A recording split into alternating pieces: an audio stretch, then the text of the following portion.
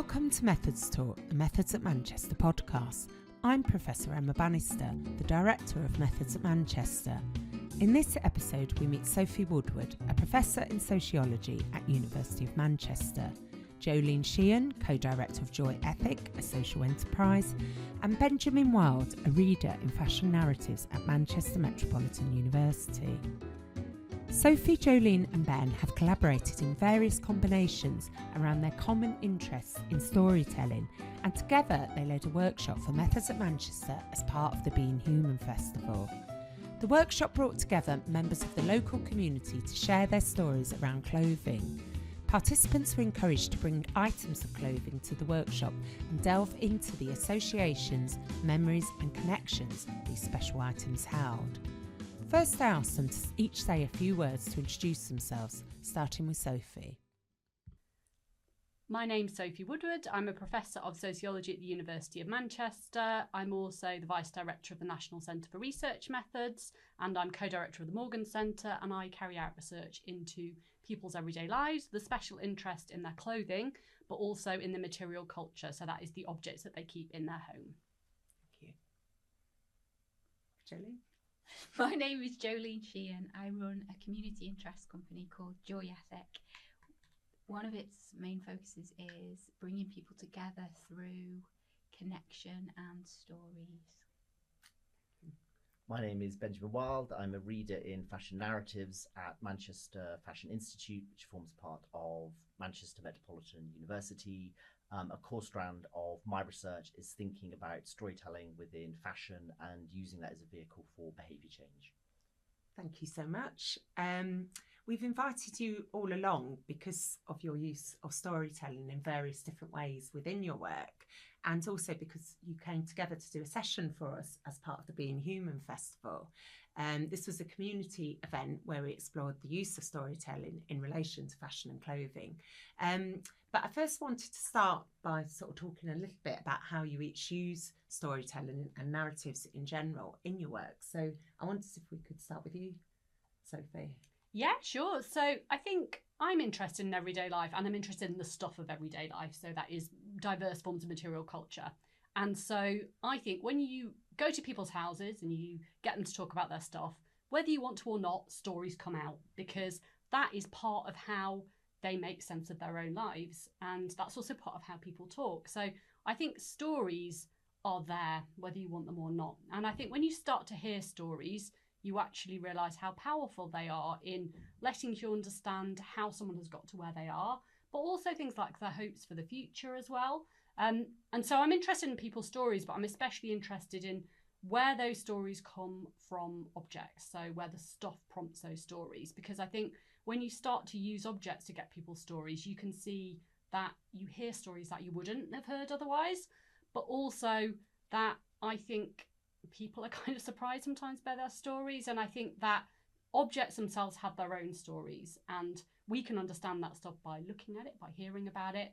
But I think that actually thinking about those things together, the stories that objects have and also what people tell about them in their own lives, is incredibly powerful for telling us stuff that we never would have heard otherwise. So that's one of my big interests. And are people quite surprised that you use such an everyday technique as part of your research process, do you think? Yeah, I think for me, I organically came to almost always start my interviews with tell me about. And I think as soon as you say tell me about, I don't think I'd ever thought explicitly that's a device for getting stories. But of course it is. You say to someone, tell me about this garment, you get the stories. And so for me, it was just a way to get people talking. But actually, I think, you know, that what's interesting but also challenging is that some objects you get really evocative stories, but some things you don't. And so the challenge then really becomes ways in which you start to think about hearing about things that maybe are more difficult or just less likely to excite stories. And so there are lots of challenges within it as well. But I think it's just a really great route to hear more about something when people think, oh, well, especially about clothing they don't think is special. They're like, oh, well, here it is. You know, let's say something special like a wedding dress. People have got tons of stories, but the ordinary stuff, like the stuff they wear at home, maybe less so. So you have to start to ask them questions about it and go a little bit further, I think. And that's really interesting because you're interested in quite everyday and mundane things. That's one of your research interests, isn't it? So how do you kind of convince someone that the everyday does have interesting stories? How do you... I think sometimes people participate in your research because they know that, and they're like, yes, someone wants to hear about ordinary stuff. So that sometimes people know that already.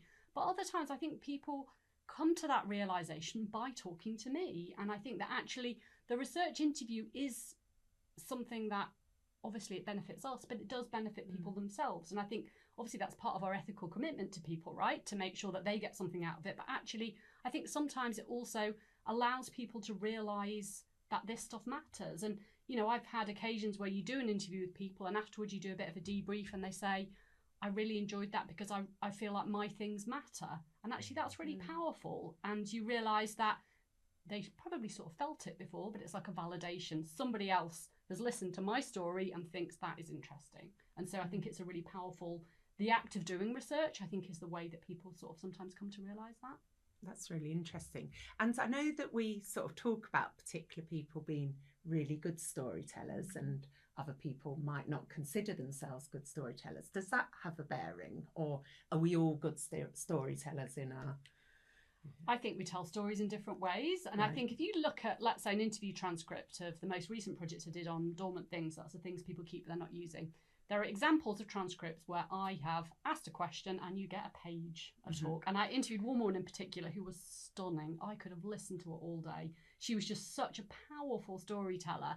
And then other people where it's really disjointed. But I think actually there are different...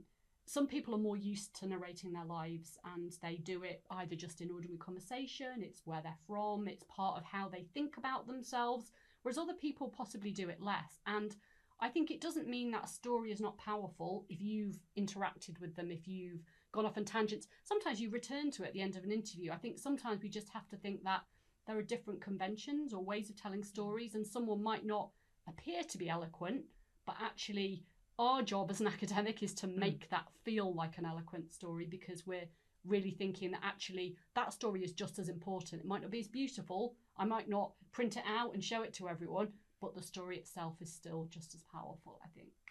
Fantastic. I think that's a good point to go to you, Jolene, actually, because I know that you use storytelling in your community work a lot.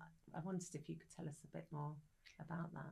Yeah, quite a lot of what Sophie said really resonated with the reasons behind why I started to do it. And I started 6 years ago with a group that I established at a local care provider for older people.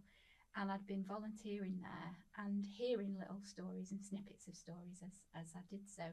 And I just thought, these are really valuable. Like Sophie said, not entirely finished or polished or beautiful or eloquently packaged, but really resonant or important anyway. And I thought, how can I help amplify or share these stories with it not necessarily being the structure of I'm the person that's giving and the person that's telling the story is receiving? How can we make it a level playing field? So I was thinking, I could frame it as an exchange, so people with writing skills or listening skills can exchange their time for the stories.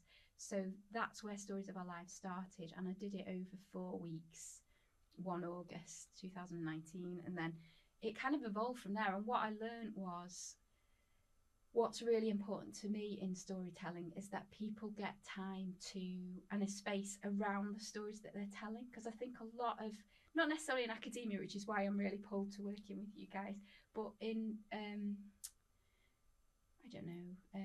commercialism and, other areas, it's permeating other areas, there's this element of branding yourself through your story, through this one unified, like tidy narrative arc, this hero story.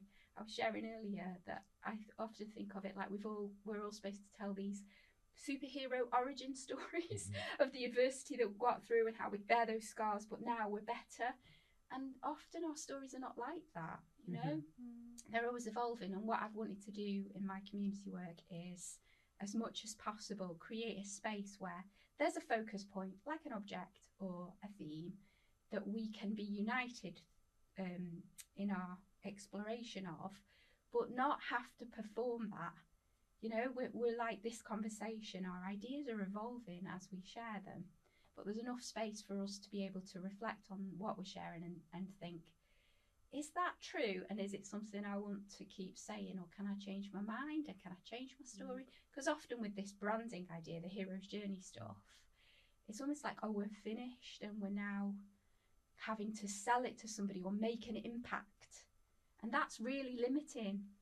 So that's basically what I try and do as much as possible with Stories of Our Lives. It's a bit more of a challenge with my podcasting and the Joy Ethic show, because people bring their own, you know, internalized stuff, myself included. I'm on this and I'm like, oh, I've got to sound like I know what I'm talking about. And you don't have to do no, that. but you know, that that is what happens, isn't it? We come along and then I have to deal with that context, because I want people to feel safe enough and be safe enough to be vulnerable, to evolve, to change their mind, to listen to others, so that stories are more like the threads of a bigger tapestry, not some finished mat that we like look at and go, oh, that's beautiful, moving on to the next story, you know.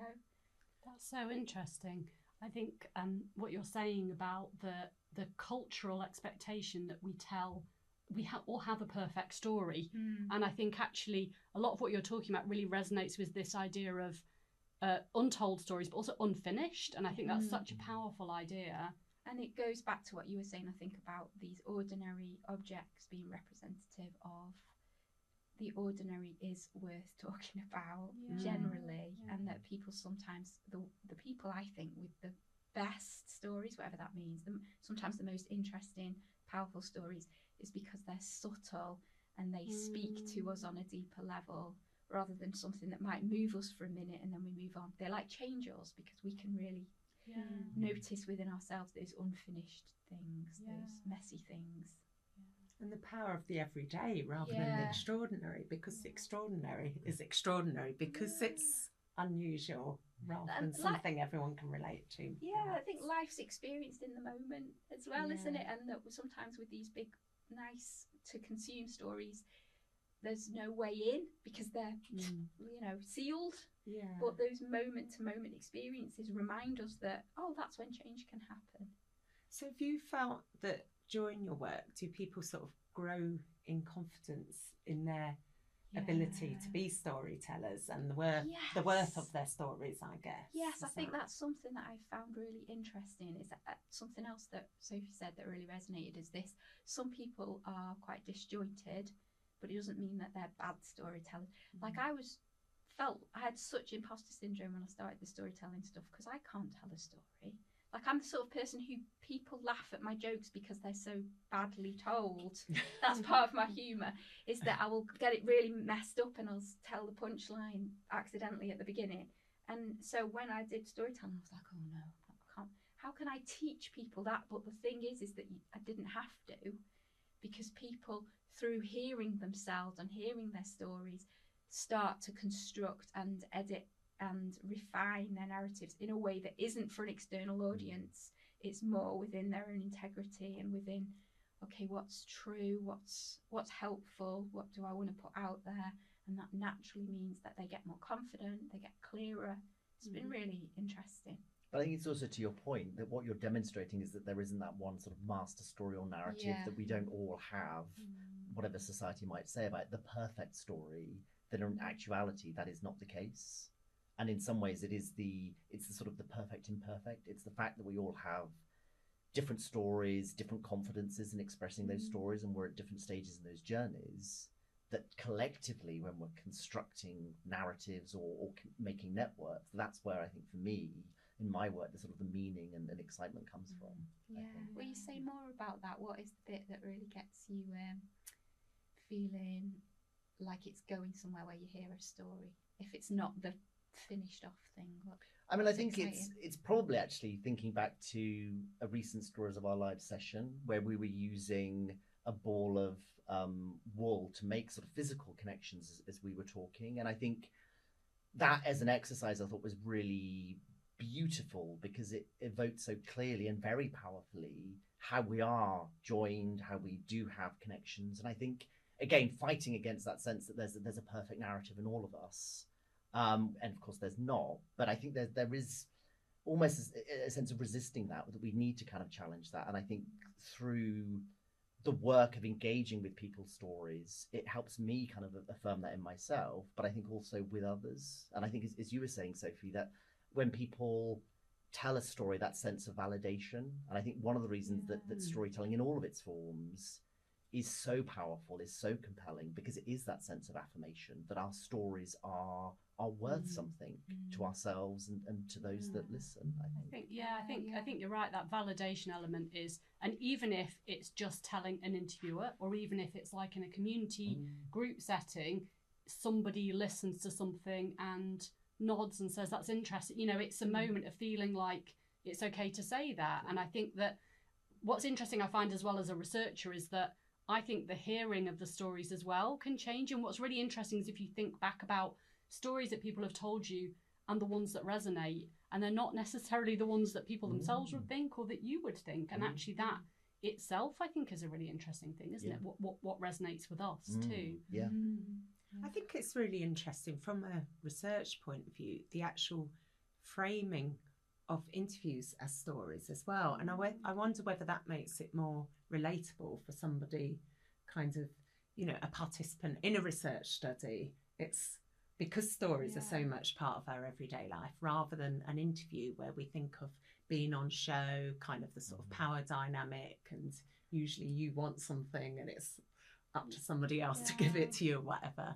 And it's also making me think of the kind of relating stories back to people to see whether you do that as part of your sort of technique. If somebody tells you a story, do you do that? I suppose it's kind of a counselling technique where you sort of say, what I'm hearing is this. I don't know. Like there's one particular structure I use that I could talk about, but I'd love to turn to Ben and ask you, what do you do with this? What's the structure you use? I mean, I don't particularly, to your point, that sort of relay a story back, but I think what I love about storytelling, in I suppose against, if you like, a sort of interview process, is that sense of bilateralism, is that sense that you are letting people talk rather than, and again, the stories come out organically rather than me necessarily being there with a, I mean, okay, if it's framed by sort of research questions, there is a series of objectives, but it's not me being overly prescriptive. And I think rather than sort of relaying it in a, what might be quite a heavy-handed way, it's more a sense of me responding naturally, or I didn't think of that. And I think a little bit, Jolene, to your point about what do I find sort of enriching, or what might I think is successful, I think it's those moments where maybe I went into a conversation with certain preconceptions, but actually I've got something completely different out of this. And that's sort of rocked my world in terms of my, whether it's my research assumptions or just, you know, my personal kind of views.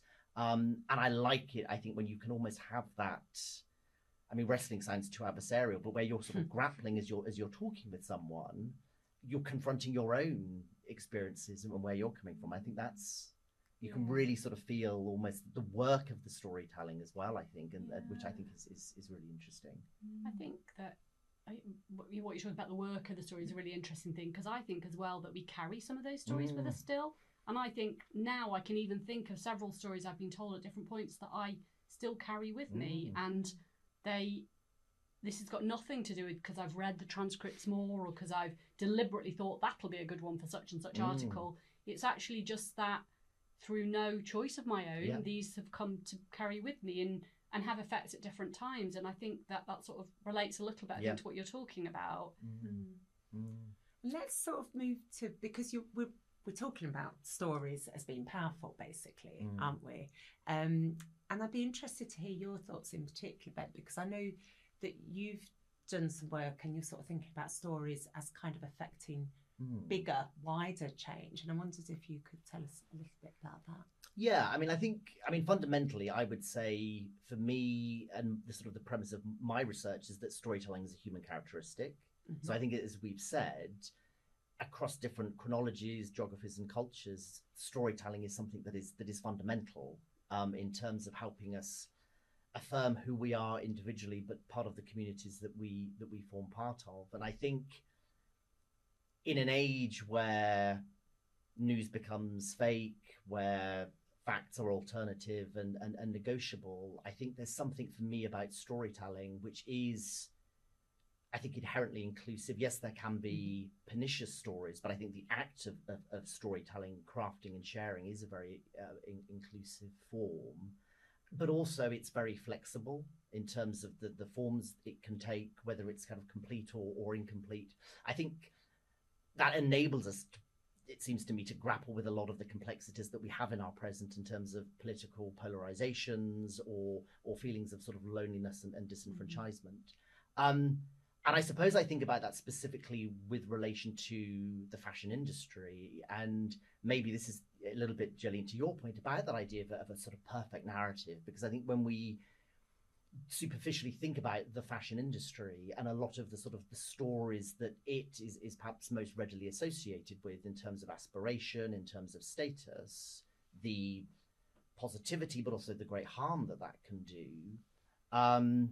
I began, I suppose, to sort of think more about how could we use the sort of influence that the fashion industry has. I mean, and I suppose to put that in context, we're dealing with an industry that contributes something like 2% to global domestic product, employs something like 11.9% of the global workforce. So its reach is enormous, which is obviously to say nothing of its ecological damage. So could we use that, sort of channel that sort of storytelling of the fashion industry, but to more purposeful, perhaps more positive uses?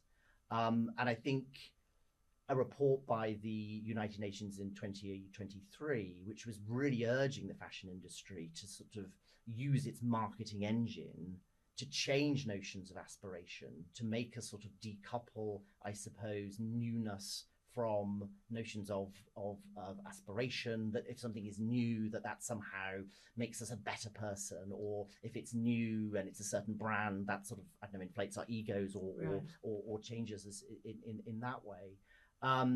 Is there a way that we could kind of engage more broadly with the objects that we wear, the clothings that we wear, to think about the action that fashion, that clothing has on us, that moves us away from, as I said, some of those sort of nefarious practices of the fashion industry? That's really interesting. It makes me think about the use of the story of the clothing item in terms of that idea of encouraging you to sort of think about its life cycle basically before it got to you. I mean, I think I'm really interested in the work of Donna Haraway, and she has this concept of kin. And so kin is this idea of sort of mutual obligation, and she's really talking about a mutual obligation that exists between sort of people or sort of sentient beings, and that idea that sort of when the going gets tough, we don't just sort of run for the hills, we stay with the trouble, which is her phrase, that we stay kind of working with each other and working things through. But I think there is this sort of sense that we can almost consider our clothing to be kin, because I think with all of us, we can probably think of garments that have particular resonance because of the memories that are imbued within them. Our clothing, I think, are very much sort of conduits of memory and experience. And that idea of thinking about perhaps less the sort of the thingness, but the kinness of the garments, what our garments mean to us. Because I think, with the sort of work that, Jolene and I have done and participation in the story of our lives, when we've thought about clothing, it is about, and exactly coming back to Sophie's point, it is about those sort of personal stories, that the sort of clothing is a conduit, a sort of entry into people's wider lives, what motivates them, what upsets them, who they're sort of related to, etc.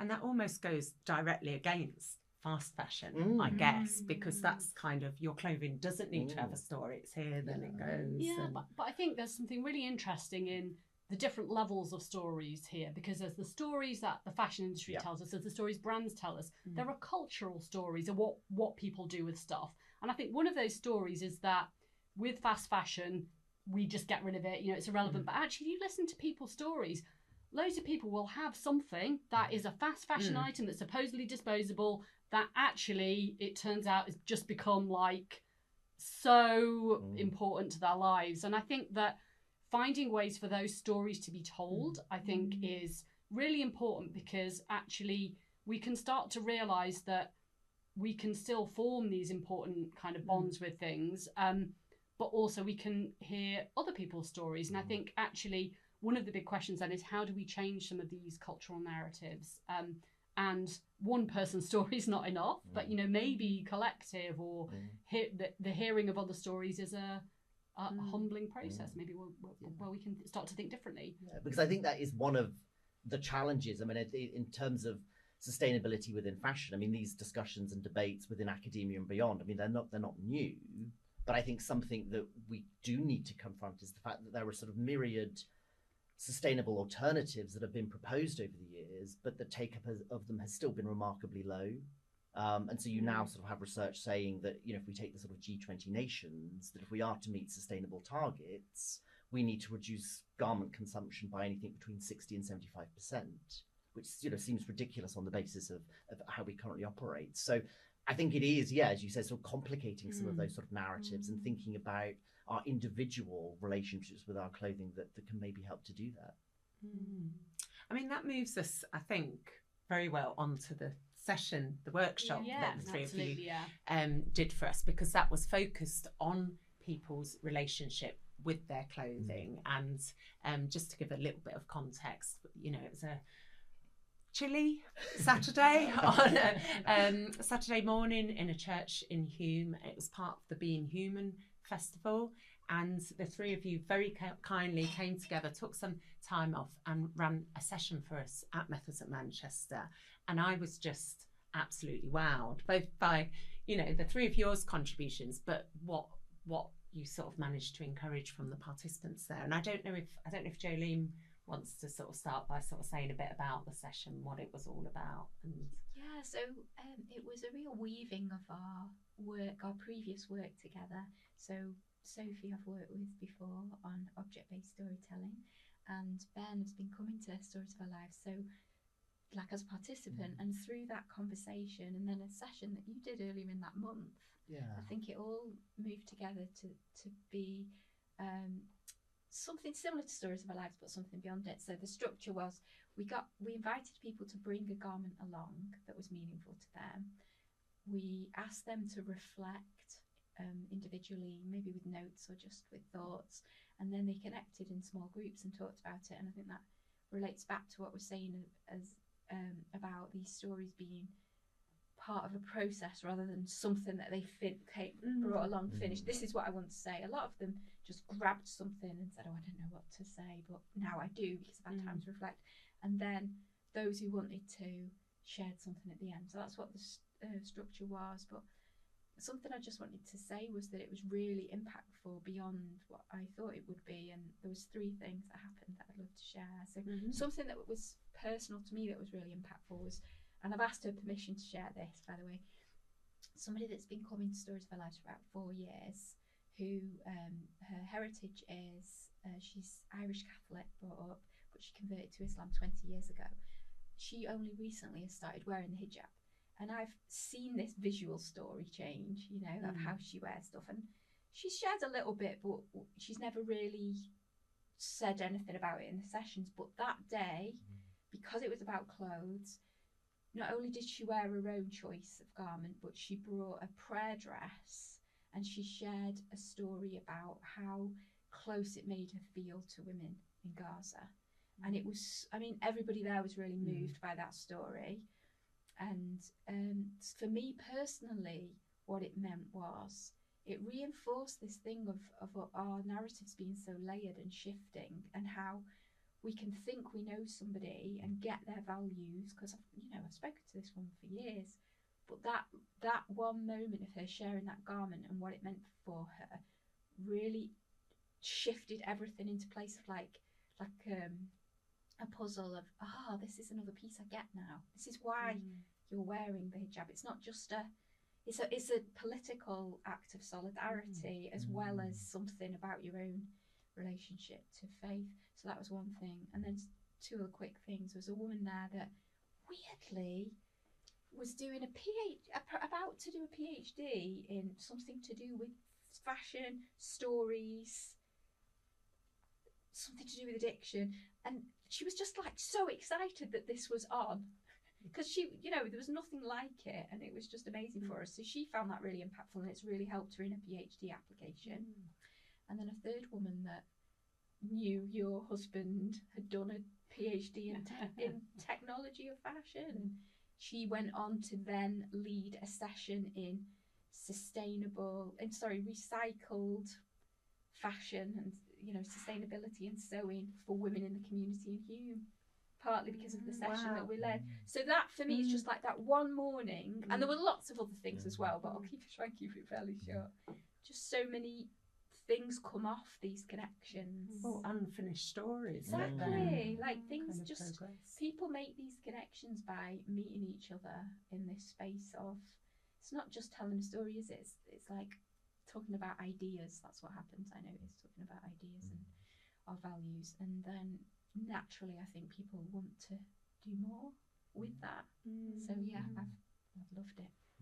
I think it was also for me, and a little bit to the story of the lady with hijab, but that idea of the sort of the physical transformation. I mean, it was an event where some people knew each other in terms of coming from the Story of Our Lives group. Some people had come of sort of, couples or friend groups, but they largely were strangers. They didn't know each other. And so there was the sort of, I suppose, the awkwardness of that to begin with, people not being sure where they should sort of sit, etc. But at the end of the session, that complete transformation of people feeling genuinely a sense of togetherness, and people whom I've been sort of, reasonably well from going to Jolene's Story of Our Lives group, but saying, can I have a hug at the end of it, sort of thing. And so that sense of people's individual stories. And so by the end of it, although, still sort of inevitably sort of different, but weaving something, as you said, that idea of weaving, I think is interesting and powerful, because weaving a sort of almost collective narrative together, and that comfort then that people wanted to express quite physically. And that I thought was really, really powerful. I'm thinking of our work, Sophie. We've tended to focus on objects, haven't we? But I wonder what was different for you about working with clothing in particular. I think clothing is a particularly evocative thing, and I think we've all got it in common, haven't we? Like everybody wears clothes, and I think when I did a big project on blue jeans, and that was a really interesting one because everyone could relate to it, because it's, men wear jeans, women wear jeans, older people wear jeans, younger people wear jeans. It's not that everyone does, but I think it was a real route, for me, it was a real route into people who don't actually care about fashion, but they've still got a lot to say, especially if you're getting people's stories. So we had men in their 60s who worn the same style of jeans for 40 years, same pair of Levi's, and then they just got a new one when those were out.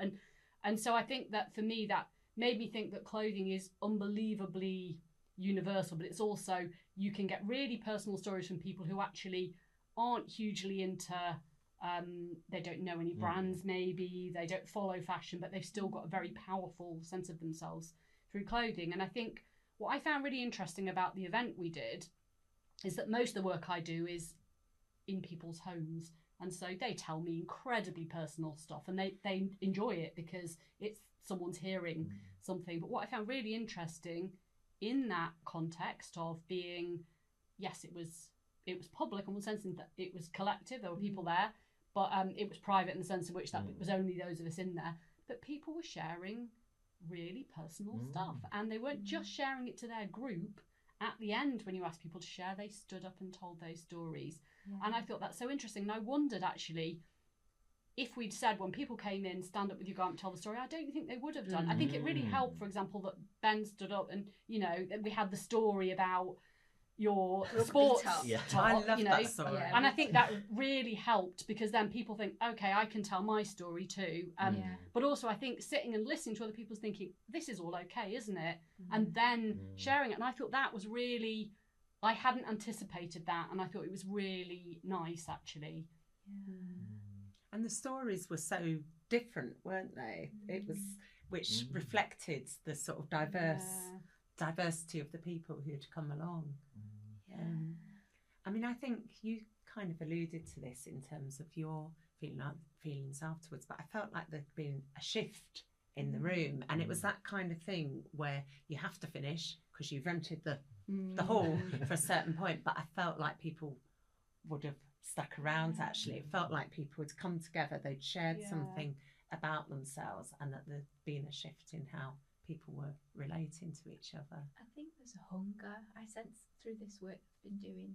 there's a hunger for connection at the moment, especially, and sometimes the way we try and fulfill that hunger is a bit like with junk food, but the junk food is consuming maybe these finished stories, these stories pertaining to who are you, what's your identity, and maybe to do with fashion, like, and how what people wear is part of that branding of themselves. And when we replace that junk food, which is sometimes a nice little hit, but it leaves us feeling empty and a bit sick if we have too much of it, with a more sustainable meal of sitting down with somebody, and reflecting together and hearing the ums and the ahs and feeling where you're the same and where you're different. I think it stirs something up for people, especially if we can create, which I hope we did, and I think we did, a safe place for us not to feel overexposed. We created enough of a framework that it wasn't like. So this is the thing that I'd love to talk more about if we have time, is like the balance between encouraging people to share their stories and, like you say, the ethics and also the sort of psychology of being trauma informed and all of that. But I think we created a safe space where people did get to nurture themselves and each other and feel a bit more fulfilled, and then obviously when you get a taste of that, it's like more please. I think I sort of also wondered, going back to what you started with and that kind of self-branding, and how we're sort of gradually being socialized into those are the stories that you tell about yourself, and then get into a space where actually there's much more honesty there, it's more authentic, it's more transparent, and the relief that people feel to sort of be themselves in their stories. I think there's something really interesting in what you've just said, Jolene, because you've talked a little bit about these kind of hero origin stories, and actually often I think it makes people feel inadequate, because a lot of us don't necessarily have a story like that.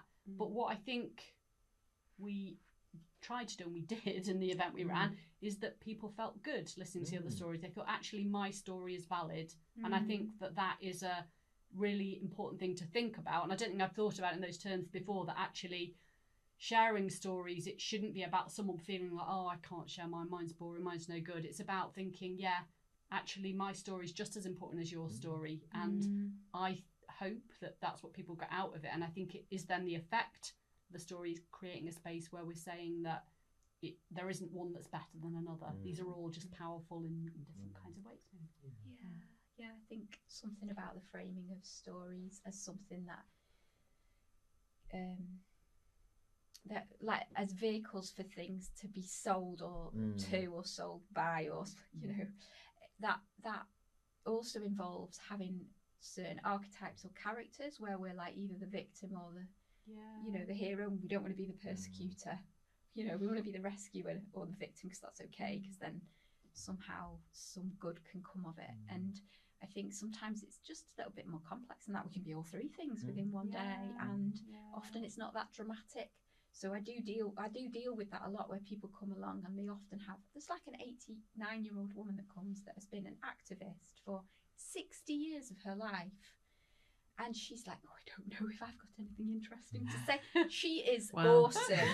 I mean, she doesn't even share that much about that side of her life, but her general perspective on life and her heart is so visible in everything she says. She's just so warm and funny, isn't she? And I think people we get almost hypnotized into this sense of need to be some sort of force for entertainment and impact, and sometimes it's just about kindness or I don't know, there's just variety is possible, isn't it, within a different way of communicating.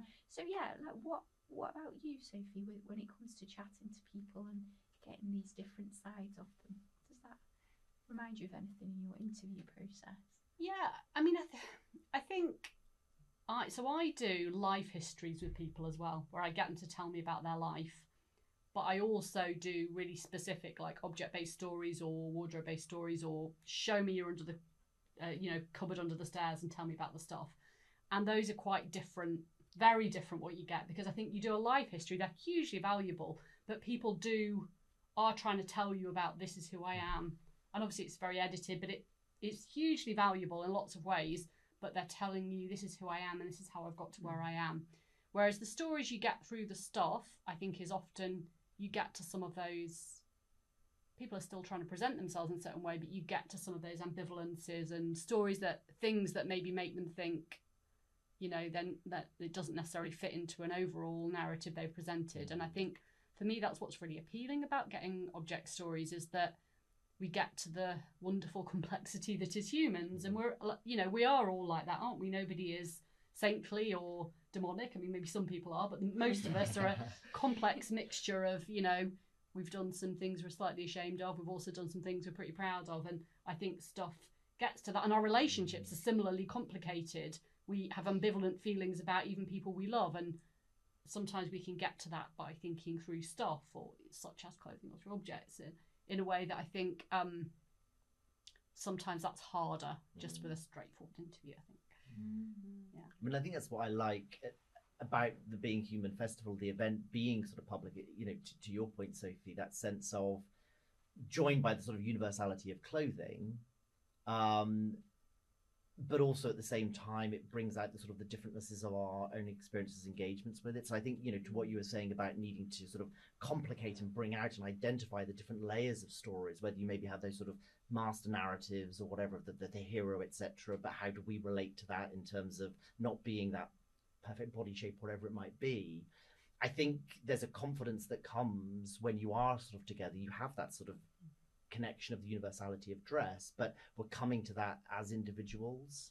And I think that's where you can, I think, begin to kind of collectively complicate some of those sort of stories, narratives that we might sort of imbibe subconsciously, that I think can be quite powerful.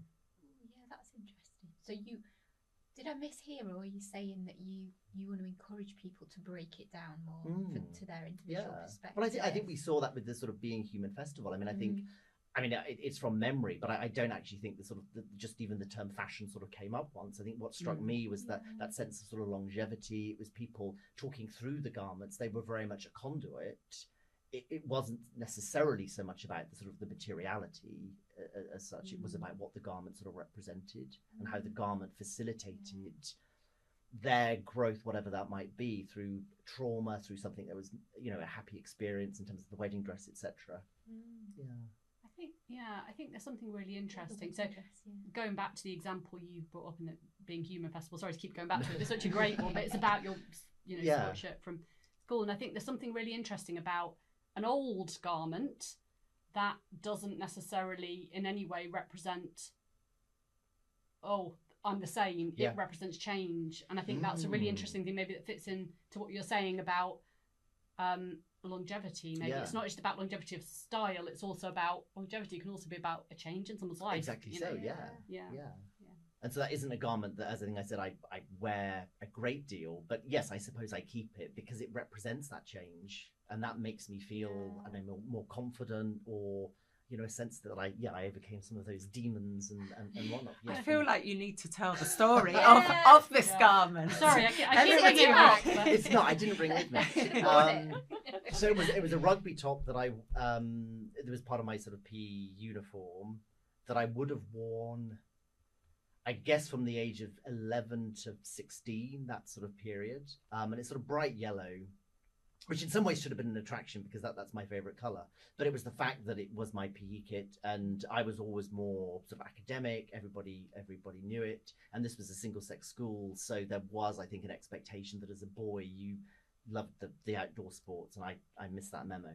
And so there was a sense that, you know, whenever sort of double PE came around, you know, whenever it was, that I would dread that, and I would sort of dread it for sort of days.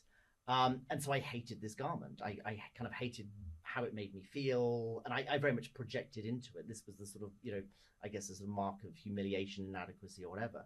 But it was interesting that, unbeknownst to me, that my parents had kept it long after I'd left sort of school. And I'm not sure why. I guess that's a question I need to ask them. But I rediscovered it, and I think by then I was at university or something. So a lot of those sort of memories had initially gone, and I think it was just the fact that this was from my childhood. I could now engage with the fact that it was yellow, and that is a favorite color, so that it was sort of rehabilitated in some way over that passage of time. But also I was coming back to it as a different person.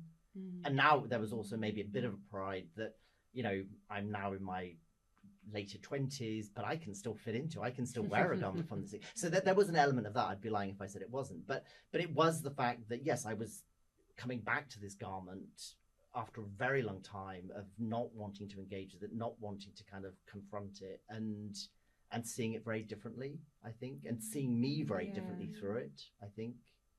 I think also it's really interesting, and I think it was you, Jolene, that kind of referred to this, but that idea with qualitative research methods generally, that idea of giving away something about yourself and kind of what impact that has as well, because I really do, I think we've all felt that really did set the tone. I mean, I know everybody sort of shared stories, but there was something about the kind of, I guess, the vulnerability in a way of you standing up there, showing that garment, linking back to a time that you were a little bit ambivalent about. And I think that was something. Is that something you do, Jolene, a lot in your group, get people to you share something at the start? Is that like a technique? Because I think it's quite a powerful one. I think it varies, but the main framework I use and keep coming back to is an initial theme, perhaps with a little bit of a share from somebody. I've started to get the group to take turns now to help lead. So I've created this framework and then we all take turns. So whatever the leader is comfortable with sharing with. So I think early in that month you brought a jumper, didn't you, and told a story about that was also powerful. So that might be a way, but sometimes I just get people to, I think I did it in the Being Human Festival as well, get people to think of a word that or a phrase that relates to the theme or topic that I've asked them to come along and discuss today, and then they start to create that sense of, oh, we're part of a forest here, it's not just a Christmas tree that's going to be decorated with a pretty story bauble, and then we reflect more on that. So I give the key thing, I think, is giving time to reflect on a prompt, whatever the prompt is. Could be a story, could be a share, it's the reflection time, the time to go to. Sometimes I do it through like a guided visualization, getting them to remember and use their senses. Sometimes it's just a bit of time where I show up for a minute and they start to write. I'm trying to think, what was the question we used? What garment would you keep forever, or if you couldn't? I can't remember. Oh yeah, you gave a couple because you brought the prompts along. It was really good, and then they reflected on them afterwards. It was almost like, and then they came up with their own questions. There was a brilliant prompt, but I think that. Are you talking about the one that we did at Stories of Our Lives? Or Being Human Festival. Being Human. No, there was. I can't remember. I can't remember. It was a great question, but it was one of the prompts, and it was thinking quite imaginatively. It wasn't something descriptive about what you have in your wardrobe. But I think what you're saying about the space for reflection is really interesting, because when I do an interview, or when you do a social science interview, there isn't any of that. You ask questions and they respond. There's no, so, people sometimes take time, they pause. And actually, I think they get pauses, say, when we walk around and we look at stuff. But getting people to sit down and reflect is generally not something we do. And actually, it's really interesting because in terms of regrouping yourself, really having a think about what you might say, I think that's actually a quite powerful thing, really. If it's okay to share, the reason I started doing that was selfish. Like when I used to teach in a secondary school, towards the end I really got into mindfulness, and I used to try and get the kids to take a breath at the beginning of the lesson. Some of them were well up for it, some of them really weren't. And so I was like, so when I started working with adults, I was like, because for me I can run quite high, like I get quite giddy, and so to like ground, like you're laughing because you know it's true. I see myself in you. And also, that's me. In fact, is there a commonality here? We're all being pretending to be very calm. So I have to ground myself when I'm holding a group, because I want to be present, because otherwise I can be a bit jittery. So I selfishly, but not selfishly, I suppose, I would be like, right, let's take a breath. And I also thought, right, I really need to help. The first group of people that I'm working with the storytellers were all perhaps over 70. And I was aware that I wanted them to have time to remember and also to collect their thoughts because they've had so many stories, and also to be intentional about what they wanted to share, which I think relates back to what you were both saying about the ethics and the sense of purpose of like, well, we're, you know, if people ask us something, often we'll just spurt out a ready-made story. Yes. And that's fine, but sometimes it's, well, often I think it's great to create space around, like, is this what I want to share right now? Because sometimes you might accidentally trigger people into retelling a story that's there, but they don't want to verbalise. And afterwards they're like, oh, that feels awful. Or maybe something that's no longer true, but they just, I mean, can you relate to that experience where someone asks you something and you go, oh yeah, my dad, blah, blah, blah, blah, and then it's like, why have I told that one again? Or part of a story that's out of context because of the way the question was asked. And I mean, what you're talking about is exactly, I think, at the heart of so much around social science methods and what makes a good interview, to be honest with you, because so much of what I was saying earlier, when you say to people, tell me about, it's a good question because it gets people to be thoughtful, whereas so much of what you're trying to get is not that stuff that just comes straight out. Because you can easily ask a question, you get those kind of cultural stories you were talking about, you know, that stuff just comes out, and it's about how we get the other stuff. And I think something else that what you said has raised that I don't think we've talked about yet today is about temporality and slowness and speed, and I think that's really important in stories, about how some stories are bang, bang, bang, bang, bang, they come out fast, whereas others are slow and need a bit of time. And they're both great, you know, we need both of them, but actually we need to figure out how do you facilitate different ones, I guess. And whether the needing a bit of time, is that needing a bit of time, or is it, as you said, not really ready to share that, kind of really having that being emotionally switched on to be able to kind of suss out what this conversation is, I think that can help, particularly in a group situation, again, depending on how the people there have come there, whether they know each other in advance or not. But I think having a reflective exercise or some pause or something that requires sort of stepping back, or rather sort of stepping into this space and knowing that the space that you're occupying with this group, both physically and psychologically, is kind of yours, and that you feel kind of safe to begin with.